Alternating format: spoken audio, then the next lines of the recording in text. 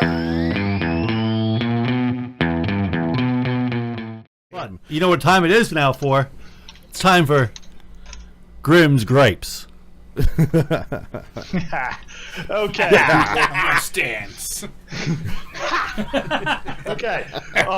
My gripe this week is going out to the entire industry that is screwing and ruining our games. But I'm going to focus on 4 distinct companies. Not Bethesda. Activision, Yep. Microsoft, EA Games, and Warner Brothers. And the reason why I'm focusing on them is because they all great games that are absolutely destroyed by their terrible pay-to-win microtransaction systems. In the form of Warner Brothers, they set up the game so you can't beat the last act without paying for loot boxes that you need to grind for ridiculous amounts of hours or buy with money. He's cutting it out. With EA, they did Battlefront 2, where you have to level your character through, it's either packs of cards or loot crates, and you get skills that make your character stronger in the matches. So the person who spends $200 to buy a bunch of packs at the start of the game is going to be stronger and better at killing you than you will if you don't buy any packs, which completely screws the balance of the multiplayer. Yeah. As for Destiny and Activision, their loot crate system's not that bad. The problem I have with Destiny is just every 2 freaking months, a new expansion pack that's overpriced and has half the content that even a free update from World of Warcraft used to have. Like, that game is nothing but a ripoff. But the one that got me really pissed, the one that's really under my damn skin, is this new system in the new Forza game where they basically force you to buy every card you need in order to get to another tier of cars. And then they trickle the credits to you in such a way that you are almost forced to buy credits off of their store so that you don't have to spend hundreds of hours just to try to get the one car you want, which is just ridiculous. I know I'm going to trigger a lot of people by saying this, but these 4 companies are like leading us down a path of just terrible, terrible game design, and it's disgusting, and I'm not buying any more of their games. And I know I'm a nobody, so it doesn't really matter, but you know what? Screw all 4 of you. Well, at least you're getting the word out. And that was Grimm's Gripes. Grimm's Gripes! Go look it up before you buy those games, because it'll be disgusting. Okay. So, let's get into Nintendo SNES Mini. Has already been hacked. Mini. And they left a note again. Which is pretty cool. Yeah, so this is 2 times they've left a note within the software. What? Yeah. You left a note Thank in you there? for hacking. They left a note. Jerk-offs. No. Last time it was something pirates or something. I got the note. This time it says enjoy the Mini. Enjoy the Mini. So they openly want you to Disconnect hack from They the know what's present. going No, to. it also says disconnect from the present and go back to the 90s. Yeah. It's pretty cool. So, which is really neat. So they know these people are going to hack it. And what's interesting, because I've already looked into the whole, getting into this thing and the guts of this thing. It's pretty much the same exact software that's on the Mini NES. Mm-hmm. There's really not too many differences. So that's why this thing was already broken wide open as far as getting into it, because it was the same software. Now, the Mini NES, they've gotten as far as running every emulator on there up to arcade. And I think some people got Dreamcast running on there. So, because you mean pretty much all it is a tiny little equivalent of Raspberry Pi inside these things. Mm-hmm.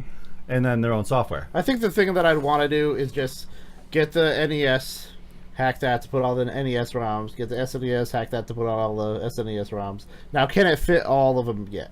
Yeah. It can fit all of the SNES games. I believe so. They're not too big. No. Wait, you gotta think. Okay, so on the NES, well, at least the American. On the NES, we started with, they had the file system they broke into. No, they only had so much space.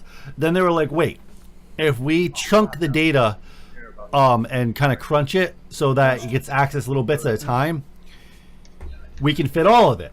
So then they started doing that, and you can only load so much into the RAM at one time. So you had to create files. Like the NES Mini, when you put a bunch of games on it, you can access one file up to 100 games within that file at one time. And then you just exit out, you can go to a whole other set and out all those files. But it's still the same software. Yeah, but how much data, how much is the hard drive on this? They're really small. But how does it fit a whole SNES catalog? Because you're crunching all that data. So it's compressing it. Yeah.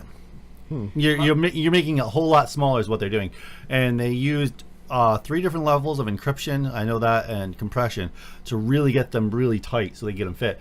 Like there was one guy had a bunch of systems on the mini NES. It was crazy how many stuff he put on there. Now, is it degrading the quality of the actual game? No. Really? No, because you gotta remember the system's only accessing that one file at a time, so it can completely decompress it and run that game. Oh, okay, it does decompress. Oh, wow. My only question is, like, these people put in, like, Dreamcast games on the Super Nintendo Classic. Yeah.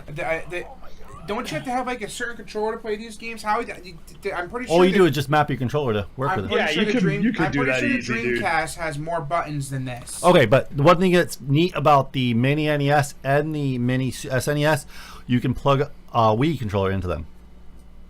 I'm pretty sure this will have more buttons than the Wii controller. No, it doesn't. The Wii controller has more buttons than the Dreamcast or the Wii Pro controller. Or yeah, has more buttons. All right, well, then we need to specify the Wii Pro because I'm thinking the Wii, like the little. Oh, you know the stick. No, I'm talking about the actual controller. Yeah, the nunchuck. Yeah. Not those. I'm talking about the actual controller. For the Wii, will work. All right, well that makes sense then. All right. But you can also use Super Nintendo. But I would do Bazinga's idea here. I would just get it to put the Super Nintendo games on the Super Nintendo. Yeah, each for each. Yeah, and when Nintendo 64 Mini comes out, that's the one I'm probably gonna get. Because I think I get more. That'll come with like 15 games. Yeah, so far that isn't actually rumored. The only thing that's rumored right now is the Game Boy. A Game Boy. Yep. Game Boy was small as it was. Now, how are they going to make it any smaller? They probably won't. They'll probably make it the size of like the Game Boy Color, but it'll have all the ROMs on it and stuff. It'll have like 30 ROMs. And be hard to find after the first week. It'll be all over the Well, marketplace. Yeah, but these are actually, they've ramped up, and supposedly next week is when GameStop and a whole bunch of places get you a ton more SNESs. Oh, I'm calling them right now. I'm going to get my own. And they put said in a pre-order for mine. and they also they're have going them to be send just me- as popular as the Zoom. Have yeah. them save me one. Yeah, Yes. so they also said by Christmas stores are going to be flooded with these things. Good. And then comes January, comes the NES Classic, comes back to stores. I'm gonna buy both of them and ship them to you. Okay. Yes. Yeah, I'm same here. Okay. So that's really cool that we already caught that they know people are getting into these things. I don't think because really what value, unless you're a real collector, they're not going to care. You know what I mean? So you got into it. You're going to load a bunch of ROMs. They want you to have fun and remember Nintendo. Mm-hmm. That's the main thing. Sounds like Nintendo's like a person you remember in high school. Remember Nintendo? He was a nice guy. Man, he was a nice guy until he started drinking. Yeah.